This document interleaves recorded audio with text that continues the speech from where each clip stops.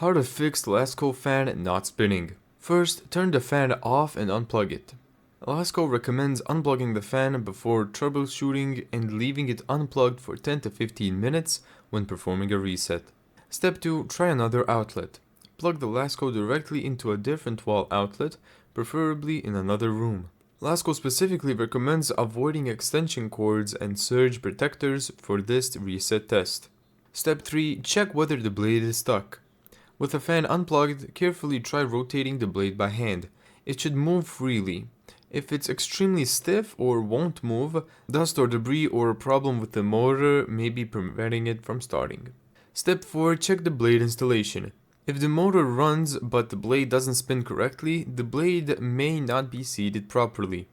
Lasko's instructions for one of its models show the blade being aligned with the pin on the motor shaft and pressed fully into position until it clicks. Step 5. Remove the front grille if your model allows it, but unplug the fan first. On models where the grille is user removable, remove the screws around the grille and take it off. Step 6. Clean dust and debris. Check around the blade, grille, and motor vents for dust, hair, or debris. Heavy buildup can restrict the motor and contribute to overheating.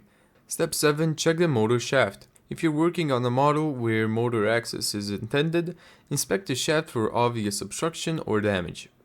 Thank you so much for watching this video. If you found this tutorial helpful, make sure to give it a thumbs up and subscribe. And as always, see you in the next video.